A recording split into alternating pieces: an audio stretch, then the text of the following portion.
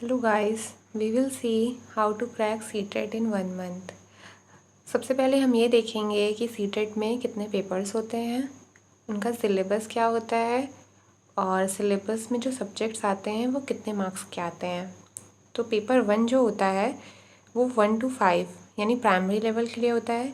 Paper 2 6 to 8 junior level के लिए होता है। जैसे कि आपने BTC कर रखा है या फिर डिप्लोमा कर रखा है तो आप प्राइमरी लेवल के लिए एप्लीकेबल हैं, और अगर आपने B.Ed कर रखा है तो आप 6 to 8 जूनियर लेवल और प्राइमरी लेवल दोनों के लिए एप्लीकेबल हैं अभी तक, तो जब तक कोई जजमेंट नहीं आता सुप्रीम कोर्ट का। इसके बाद हम देखते हैं कि पेपर 1 प्राइमरी लेवल का सिलेबस क्या है। प्राइमरी लेवल में हमारे 5 सब्जेक्ट्स होते हैं। CDP 30 मार्क्स का आता है, EVS 30 मार्क्स का आता है, मैथ्स 30 मार्क्स का आता है, और language 1 30 marks and language 2 30 marks. EVS जो होती है वो हमारी 1 to 5 लेवल की होती है, जो कि आपकी NCERT में है। 1 to 5 या तो आप कह सकते हैं 3 to 5 जो आपकी प्राइमरी लेवल की होती है।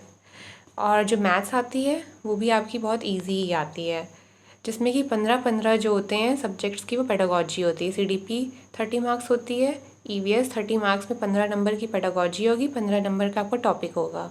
मैथ्स में 15 नंबर जो होता है वो आपका टॉपिक से रिलेटेड आएगा और 15 नंबर आपकी पेडागोजी से रिलेटेड क्वेश्चंस होंगे।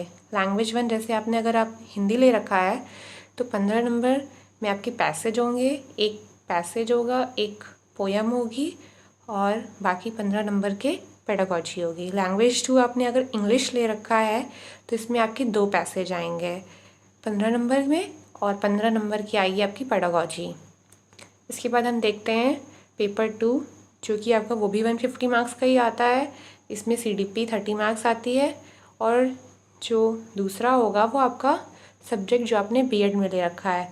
अगर आपने B.Ed में मैथ साइंस ले रखा है तो आपका मैथ साइंस होगा सब्जेक्ट, और अगर सोशल साइंस में अगर आपने जैसे हिस्ट्री, ज्योग्राफी, इकोनॉमिक्स, पॉलिटी जो भी ले रखा है तो आपका सोशल साइंस आएगा आपका सब्जेक्ट से रिलेटेड। तो ये आपका आता है 60 नंबर का, जिसमें कि 50 नंबर तो आपका टॉपिक से रिलेटेड होगा और 10 नंबर की आपकी पेडागोजी होगी। या फिर आप कह सकते हैं मैथ साइंस में 20 नंबर मैथ्स के होंगे, 10 नंबर पेडागोजी होगी। साइंस में 20 नंबर टॉपिक से रिलेटेड होगा और 10 नंबर पेडागोजी होगी। फिर आपका लैंग्वेज 1 वो 30 मार्क्स, जिसमें कि जैसे हमने पेपर 1 के लिए बताया 15 नंबर टॉपिक से रिलेटेड और 15 नंबर आपकी पेडागोजी।